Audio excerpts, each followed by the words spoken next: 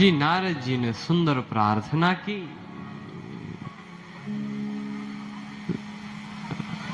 कैलाश पर्वत आए तो शंकर जी तो नहीं दिखे, पार्वती जी दिखी। तो पार्वती जी से मिले। श्री पार्वती जी, उन्होंने नारद जी का स्वागत सत्कार किया। आए आए देवर्षि, और कुशल मंगल। नारद जी बोले हमारी तो बढ़िया, आप बताएं। तो कहा कि भोले बाबा हैं, सब बढ़िया है। भोले बाबा के यहां सब बढ़िया। ये बड़े आश्चर्य की बात है कि भोले बाबा और उनके घर भी सब बढ़िया कैसे?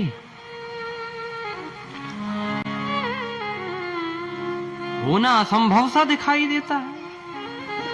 आप देखना, हैं भोले बाबा,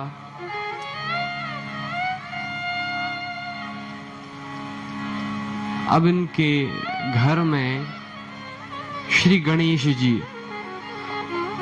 गणेश जी का वाहन चूहा।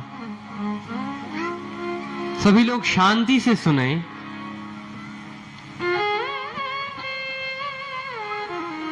श्री शंकर जी के पुत्र गणेश जी का वाहन चूहा, और शंकर जी के गले में सर्प।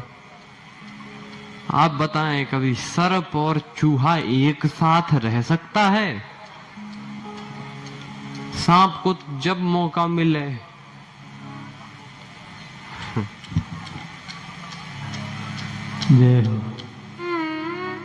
जब बेचारा चूहा डरता रहता है, ये नीचे आएगा हम ऊपर जाएंगे।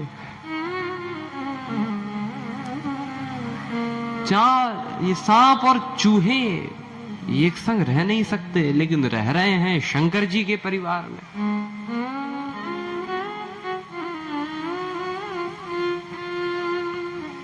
अच्छा, एक और पुत्र शंकर जी के, कार्तिकेय जी, तब जन्मे उषटवदन कुमारा। और कार्तिकेय जी का वाहन मोर, मयूर, और शंकर जी के गले में सांप। मोर और सांप एक जगह रहते हैं, कभी रहते हो? मोर सांप को खाती है। बोलई मधुर वचन जिमि मोरा, खाए महा अहि हृदय कठोरा। मोर सांप को खाती है। तो मोर और सांप एक साथ रह नहीं सकते, लेकिन शंकर जी के घर में रह रहे हैं। शंकर जी का वाहन नंदी, शंकर जी की पत्नी पार्वती जी का वाहन शेर। शेर और बैल एक संग रह रहे हैं। शेर को मौका मिले खाना ले बैल को।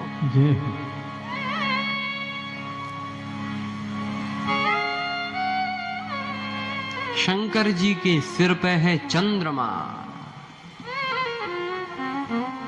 वंदे बोधमयम नित्यम गुरुम शंकर रूपिणीम, यमाश्रितो हि वक्रोपि चंद्रः सर्वत्र वंद्यते। शंकर जी के सिर पे चंद्रमा, और चंद्रमा में अमृत। और शंकर जी ऊपर, चंद्रमा थोड़ा नीचे आओ, गले में विष। अमृत और विष एक साथ रह रहे हैं। कभी रह सकते हो जहां अमृत वहां विष, लेकिन शंकर जी के पास रह रहे हैं। और तो और शंकर जी अंग में लगाते भभूत, और संग में ले चलते भूत। भूत और भभूत एक साथ रह रहे हैं। तभी जब कहीं बाहर जाओ तो माता जी लोग भभूत चटा देते, जेब में लगा देते, लो बेटा भभूत चाट लो। हम के होगा क्या इससे? लेकिन उनके मन में रहता है भभूत से भूत नहीं आते।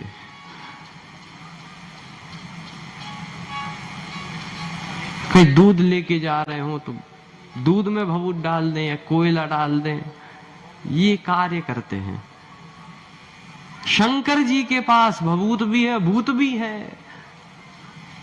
आप सोचो कि शंकर जी के पास वो लोग हैं जो एक दूसरे के विरोधी हैं, प्रतिस्पर्धी हैं, एक दूसरे को खाना चाहते हैं, और वो शंकर जी के घर में एक साथ रह रहे हैं।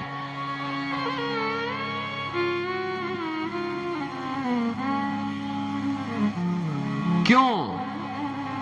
शंकर जी हमें ये सिखाते हैं कि हम कैसी भी विषम परिस्थिति हो, हमारे जीवन में कैसी भी विषम परिस्थिति, कैसे भी घर वाले हों, लेकिन फिर भी घर में मिलजुल कर रहा जा सकता है। यदि हम चाहें तो मिलजुल कर अवश्य रह सकते हैं।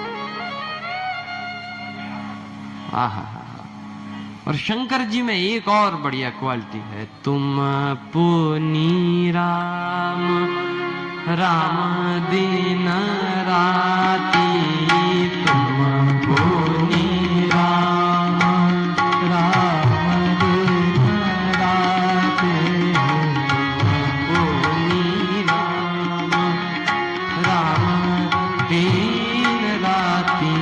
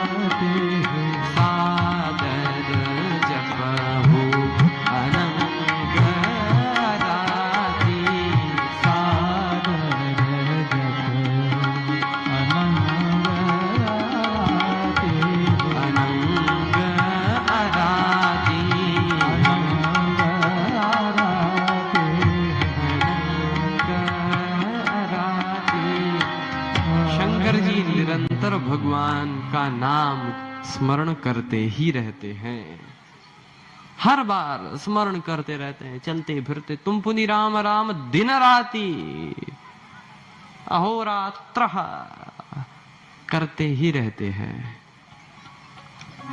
हम सभी भी भगवान नाम जाप अवश्य करें, उठते बैठते सोते जागते। शंकर जी,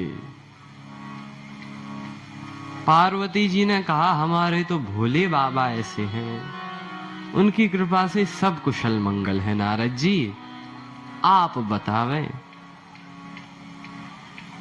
नारद जी ने कहा क्या बताएं पार्वती माता, हम तो देश दुनिया में फिरते हैं तो बहुत बेकार स्थिति है संसार की, और दंपत्ति में प्रेम नहीं है, लोग कपट करने लगे हैं, बहुत कपटी हो गए हैं। पार्वती माता ने कहा बाबा हमारे शंकर जी में तो कोई कपट नहीं है, ये तो बड़े। नारद जी ने कहा माफ करना, लेकिन शंकर जी में भी ये कपट है। अरे क्या बात करते हो बाबा, शंकर जी में कपट हो ही नहीं सकता, हम मान नहीं सकते। अच्छा माता नहीं मान सकती तो एक बात बताओ, आपको पता है शंकर जी ये मुंडों की माला क्यों पहनते हैं?